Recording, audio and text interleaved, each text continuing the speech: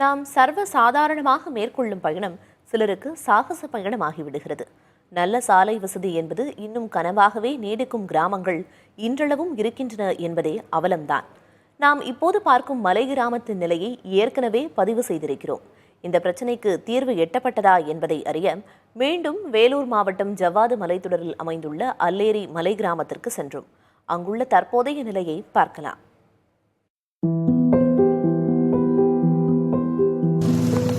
பீஞ்சமந்தை ஊராட்சிக்குட்பட்ட அல்லேரி மலைக்கு இந்த முறை நாம் சென்ற போதும் வாகனத்தை ஓட்ட முடியாத அளவுக்கு பாதை கரடு முரடாக இருந்தது.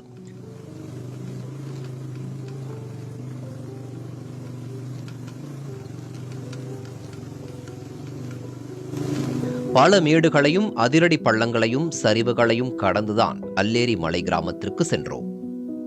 மலை அடிவாரத்தில் இருந்து அல்லேரிக்கு செல்ல 5 கிலோமீட்டர் கரடு முரடான மலைப்பாதையை கடக்க சுமார் 1 மணி நேரம் வரை ஆகிறது. இன்னும் எதுவும் மாறவில்லை. 2023 மே மற்றும் ஜூலை மாதங்களில் இங்கு 2 உயிரிழப்புகள் நேர்ந்தன.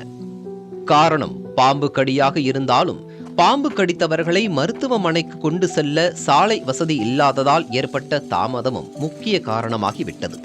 பாம்பு கடித்ததில் தனது மகளை இழந்த இளம்பெண்ணும் தனது மகனை இழந்த தாயும் தங்கள் வேதனையும் தீரவில்லை, மண்பாதையும் சாலையாக மாறவில்லை என்கிறார்கள். ரோடு ரோடும் போடல, ஆஸ்பத்திரி கட்டினாங்க, ஆஸ்பத்திரியும் கட்டல. இப்போ அந்த நிலைமைக்கு இது இப்போ என்ன எங்கே கட்சினா வயதாகாரம் வயதமே இல்லை பார்க்கறதுக்கு. சீக்கிரமாக எடுத்துன்னு போக முடியாது, என்ன பண்ண முடியும், வசதி எதி போடுது. அது மாதிரி நிலமாச்சு. அது பையன் சத்து பின்னாடி அந்த டவர் கம்மோனும் டவர் வேலான்னு டவர் கம்மோன்னு கட்டி வச்சுக்கிறாங்க கவர்மெண்ட்டு. பார்த்தீங்க தானே எப்படி இருக்குது, மொத்தம் ரொம்ப மோசமாக்குது.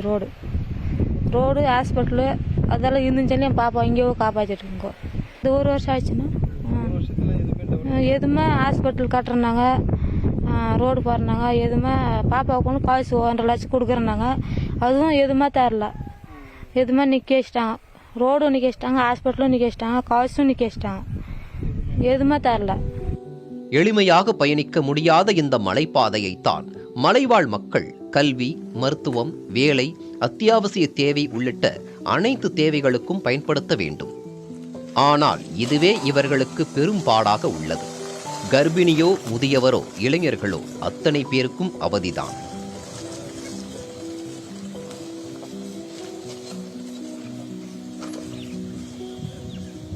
கீழே மேலே போகிறதுக்கு கீழே ஏதாவது இறங்கி போயதோ கஷ்டமாக இருக்குது. போய்தான் வரணும், என்ன பண்ணுறது, அங்கங்கே இறக்கத்துல இறங்கி தான் போகணும். வண்டிலையும் அப்படியே முழுசும் போக முடியல. ஏன்னா வண்டி வந்தாக்கதான் போனோம், இல்லைன்னா இங்கே தானே. ரோடு வந்துச்சுன்னா எங்களுக்கு எதுனாலும் ஒரு முழு பெரிய அதிகாரிங்க பார்த்து எங்களுக்கு எதுனா ஒரு வேலை வாங்கி கொடுத்தாங்கன்னா. இப்போ அந்த கன்சீவ் லேடிஸ் இருக்காங்களா, கர்ப்பிணி பெண்கள், அவங்க அந்த வயசானவங்கள ஏதாச்சும் வலி வந்துட்டாலோ இல்லை அவரு வெளி வந்தானோ எதுனா ஜோலி கட்டி தான் தூக்கிட்டு போயிடணும். வண்டியில் உக்காரத்துக்கு ஆகல. தோல் மேலே இந்த மாதிரி ஒரு எதுனா வச்சு ஒரு கொம்பு எடுத்து தோல் மேலே தூக்கிட்டு தான் போக முடியுது. சாலை வசதி இல்லாததால் மலை கிராம மக்கள் கர்நாடகா, கேரளா, ஆந்திரா போன்ற வெளி மாநிலங்களுக்கு பிழைப்புக்காக செல்லும் நிலையும் உள்ளது என்கிறார்கள். பாம்பு கடித்து 2 பேர் உயிரிழந்த நிகழ்வுகளுக்கு பிறகு அல்லேரிக்கு சாலை அமைக்க பணிகள் துரிதப்படுத்தப்பட்டு அளவிடும் பணிகள் நடைபெற்றன. வனப்பகுதியில் 20 அடி அகலமும் 5 கிலோமீட்டர் தொலைவிற்கு 3 ஹெக்டேரில் சாலை அமைக்கவும் ஊரக வளர்ச்சி துறையால் அளவீடு செய்யப்பட்டது. பின்னர் மத்திய அரசின் அனுமதிக்காக பரிவேஸ் போர்ட்டலிலும் பதிவு செய்யப்பட்டது. இந்நிலையில் அல்லேரி மலைக்கு சாலை அமைக்க மத்திய அரசின் அனுமதிக்காக காத்திருப்பதாக அணைக்கட்டு சட்டமன்ற உறுப்பினர் நந்தகுமார் தெரிவித்தார். இந்த அல்லேரி மலைக்கும் 3 ஹெக்டர் இடம் வனத்துறைக்கு இருந்து எடுக்கின்ற பொழுது 6 ஹெக்டர் இடம் தர வேண்டும் என்பது விதி. அந்த விதியை சத்துவாச்சாரி பகுதியில் 6 ஹெக்டர் இடத்தை தமிழக அரசும் தந்துவிட்டது. சாலை தான் நான் சொன்னேன், தமிழக அரசு தயாராக இருக்கின்றது. மத்திய அரசினுடைய வனத்துறை பர்வேஷ் போர்ட்டலில் இதை அப்லோடு செஞ்சுருக்கோம். அவங்க என்றைக்கு நமக்கு அந்த ஆணையை தருகின்றார்களோ உடனடியாக அந்த சாலை போடும்படி நடைபெறும். இதுகுறித்து தற்போதைய மாவட்ட ஆட்சியர் சுப்புலட்சுமியையும் நாம் தொடர்பு கொண்டு கேட்டோம்.